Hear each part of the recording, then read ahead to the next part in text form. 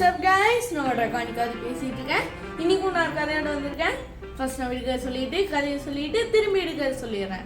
விடுக்கதை என்னன்னாக்கா, what four legged animal can jump higher than a house. திரும்பி சொல்கிறேன், what four legged animal can jump higher than a house. யோசிச்சிங்க, கதையோட எண்டிங்கில் விடுக்கதைக்கு பதில் பார்த்துக்கலாம். இப்போ நம்ம கதைக்குள்ளார போகலாம். கதையில் நம்ம அப்பாவையும் பையனையும் பற்றி பார்க்க போகிறோம். ஒரு பணக்கார அப்பா இருந்தார். அவருக்கு ஒரு பையன் இருந்தான். அந்த பையனுக்கு கொஞ்சம் ஃப்ரெண்ட்ஸ் இருந்தாங்க.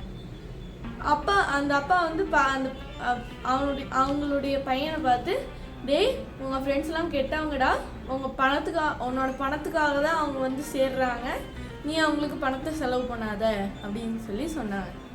அப்போ அந்த பையன் வந்து, உங்களுக்கு என் ஃப்ரெண்ட்ஸை பற்றி என்ன தெரியும்ப்பா, என் ஃப்ரெண்ட்ஸ் ரொம்ப நல்லவங்க, இப்போ நான் அவங்களுக்கு செலவு பண்ணிகிட்ருக்கேன், என்கிட்ட காசு இல்லாமல் போயிடுச்சுனாக்கா அவங்க எனக்காக செலவு பண்ணுவாங்க, எனக்கு அவங்க உயிரே கொடுப்பாங்க அப்படின்னு சொல்லி சொன்னான். ஆனால் அவங்க அப்பாவுக்கு புரிஞ்சிருச்சு அந்த ஃப்ரெண்ட்ஸ் எல்லாம் ரொம்ப கெட்டவங்கன்ட்டு. ஆனாலும் பையன் கேட்க மாட்டேங்கிறானே அப்படின்னு சொல்லி யோசிச்சுட்டு அந்த பையன்கிட்ட அப்பா சொன்னார், இங்கே பாரு, ஒரு நாள் உன்னோட ஃப்ரெண்ட்ஸ் சொன்ன பயங்கரமாக அடித்து துரத்துற நிலமை வரும். அப்போ வந்து மொட்டை மாடியில் ஒரு பேரல் வச்சுருக்கேன், அந்த பேரலுக்குள்ளார போய் ஒழிஞ்சிக்கோ அப்படின்னு சொல்லி சொன்னாங்க. அந்த பையன் வந்து அதை கண்டுக்கல. ஃப்ரெண்ட்ஸ் ஏன் நம்மளை அடித்து துரத்த போகிறாங்க அப்படின்னு சொல்லி நினச்சிட்டு பாட்டிக்கு இன்னும் ஜாலியாக காசு செலவு பண்ணிட்டு இருந்தாங்க. ஒரு நாள் அவங்க அப்பாவுக்கு வயசாயிடுச்சு, செத்து போயிட்டாங்க. ஆனாலும் அந்த பையன் நல்லா காசு செலவு பண்ணிட்டு இருந்தான். அப்பா செத்து போனதால் கொஞ்ச நாள்லேயே அவன்கிட்ட இந்த எல்லா காசும் போயிடுச்சான்.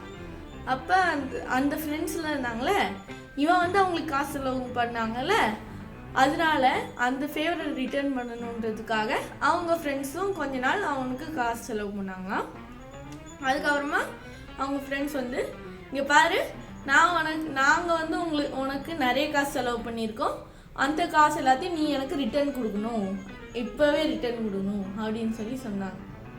அப்பா அந்த பையன் வந்து, டேய், ஜோக் அடிக்காதீங்கடா, நீங்கள் அப்படிலாம் கேட்க மாட்டீங்கன்னு தெரியும், சும்மா ஜோக் அடிக்கிறீங்க, என்கிட்ட காசு இல்லை அப்படின்னு தான் சொன்னான். அப்போ அவங்க ஃப்ரெண்ட்ஸ் எல்லாம் வந்து பயங்கரமாக அடித்து துரத்த ஆரம்பிச்சிட்டாங்க. இந்த பையனுக்கு ஒரே ஆச்சரியமாயிடுச்சு, என்னடா ஃப்ரெண்ட்ஸ் இப்படி பண்ணுறாங்கன்ட்டு. அதுக்கப்புறமா அப்பா சொன்னது ஞாபகம் வந்துச்சு, மொட்டை மாடியில் இந்த பேரலில் போய் ஒழிஞ்சிக்கலாம் அப்படின்னு சொல்லி யோசிச்சுட்டு அவன் வந்து அவன் வீட்டுக்கு ஓடி போய் மொட்டை மாடியில் அந்த பேரலுக்குள்ளார பூந்து ஒழிஞ்சிக்கிட்டான். அவன் ஃப்ரெண்ட்ஸ்லாம் வந்து தேடி பார்த்துட்டு போயிட்டாங்க. அப்புறம் ஃப்ரெண்ட்ஸ் போனதுக்கப்புறமா, என்னடா பேரலுக்குள்ளே ஏதோ இருக்க மாதிரி இருக்கே அப்படின்னு சொல்லி பார்த்தா, அந்த பேரலில் ஃபுல்லாக தங்க காசாக இருந்துச்சான்.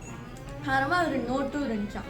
இந்த நோட்டில் என்ன எழுதி இருந்துச்சுனாக்கா, ஒரு நாள் நீ இந்த நிலைமைக்கு வருவேன்னு சொல்லி எனக்கு தெரியும், அதனால தான் முதல்ல நான் இந்த மாதிரி செஞ்சு வச்சுருந்தேன். நீ வந்து உன் ஃப்ரெண்ட்ஸ்க்கு கொடுக்க வேண்டிய காசெல்லாம் கொடுத்துட்டு மிச்சம் இருக்க காசில் ஏதாவது தொழில் செஞ்சு பொழைச்சிக்கோ அப்படின்னு சொல்லி எழுதி இருந்துச்சு.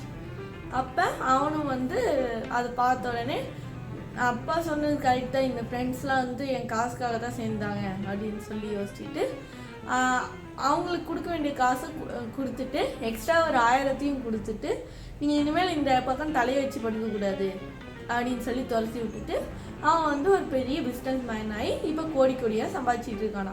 அது நல்லா இருந்துச்சா? இப்போ நம்ம விடுக்கதை பார்க்கலாம். விடுக்கதை என்ன? What animal can jump higher than a house. பதில் என்னன்னு தெரியுமா?